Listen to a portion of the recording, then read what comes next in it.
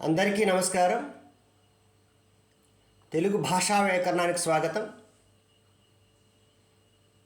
తెలుగు భాషా వ్యాకరణంలోని టుగాగం సంధి గురించి ఈరోజు తెలుసుకుంటాం.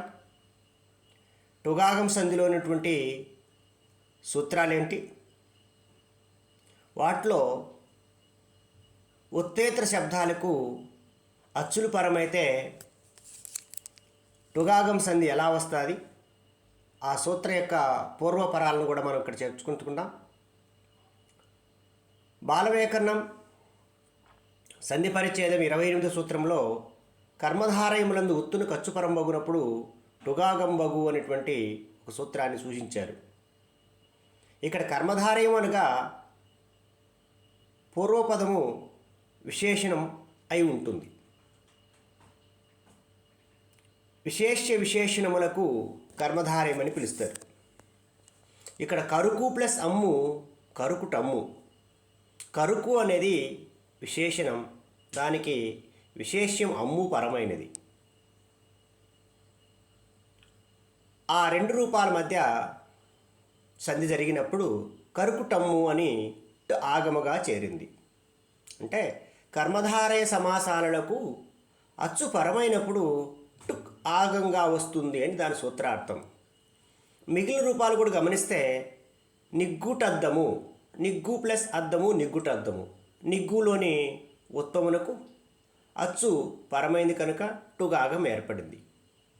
సరసపుటలుక, సరసము ప్లస్ అలుక సరసపుటలుక. ఇక్కడ ముగాగమ స్థానంలో పొగాగం చేరి సరసపుటలుక అయింది. వీటిలో పూర్వపదములోని ఉత్తున ఖర్చు పరమైనప్పుడు టుగాగం వస్తుంది అనేటువంటి పై సూత్రాన్ని మనం అనువర్తనం చేసుకుంటే సరిపోతుంది. ఇక రెండవ సూత్రం, కర్మధారయమునందు పేర్వాది శబ్దములకు అచ్చుపరమైనప్పుడు టుగాగంబు విభాషణగు అన్నాడు. పై సూత్రంలో ఏమో కర్మధారయమునందు అచ్చుపరమైతే టుక్ ఆగంగా వస్తుందని చెప్పాడు. అక్కడ నిత్యము అని అర్థం. క్రింది సూత్రంలో విభాష అన్నాడు. ఒక రూపము విధించిన వ్యాకరణ కార్యము జరుగుట, మరొక రూపము జరుగుకుండా ఉండుట అని విభాష పరిసంజ్ఞకు అర్థం. ఉదాహరణ చూస్తే పేరు ప్లస్ ఉరము పేరుటురము పేరురము. సంధి జరిగిన రూపము పేరుటురము, సంధి జరగని రూపము పేరురము అని విభాష ఇక్కడ మనం చెప్పుకోవచ్చు. ఇక్కడ కూడా పేరు అంటే పెద్ద, ఉరము అంటే వక్షస్థలము. ఇక్కడ కూడా కర్మధారయ సమాసమే ఉంది. విశేషణములకు కానీ విశేషణములకు కానీ సమాసం ఏర్పడితే కర్మధారయ సమాసం అని మనం గతంలో చెప్పుకొని ఉన్నాం. ఇలాంటి రూపాలే చిగురు ప్లస్ ఆకు చిగురుటాకు చిగురాకు. పొదరు ప్లస్ ఇల్లు పొదరిటిల్లు పొదరిల్లు. విభాష కనుక విధించిన వ్యాకరణ కార్యం జరిగిన రూపం ఒకటి, జరగక రూపం ఒకటి జరిగింది. ఇలాంటివే పేరు ప్లస్ టురము పేరురము. ఈ రెండు మనం స్క్రీన్ మీద తెరపైన మనం చూస్తే తెలుస్తుంది.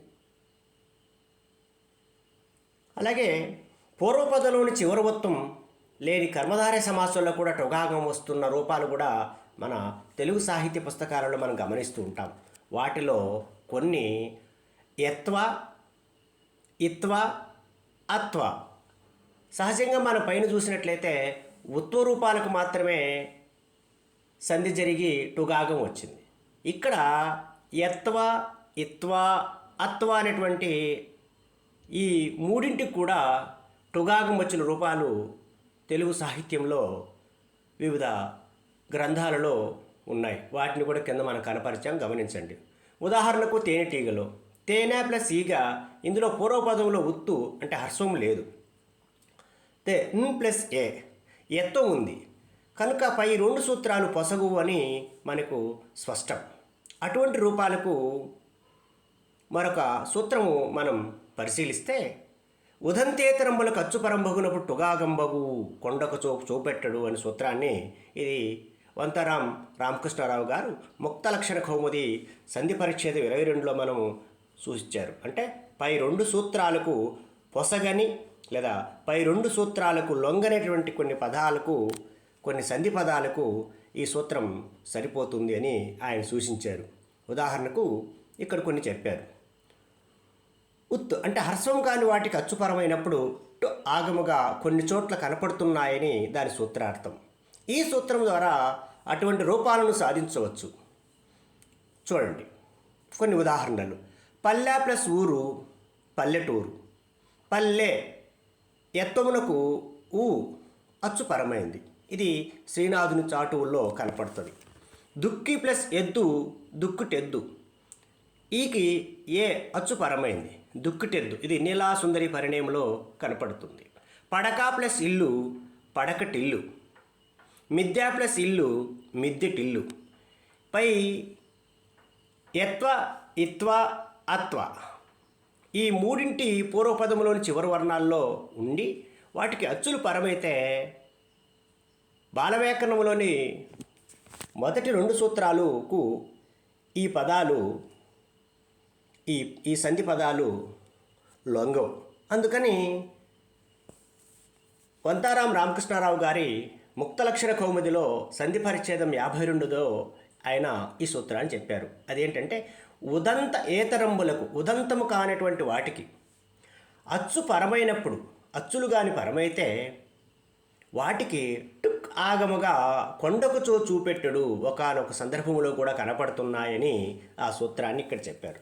కనుక ఈ చివరి చెప్పినటువంటి ఆ సూత్రంతో యత్వ ఇత్వ అత్వ లేదా అత్వ ఇత్వ యత్వ అనేటువంటి పూర్వరూప పదంలోని చివరి వర్ణాలు ఉన్నటువంటి కూడా ఈ సూత్రం ద్వారా మనము చెప్పుకోవచ్చు. ధన్యవాదములతో మరొక నూతనాంశంలో మళ్ళా కలుసుకుందాం.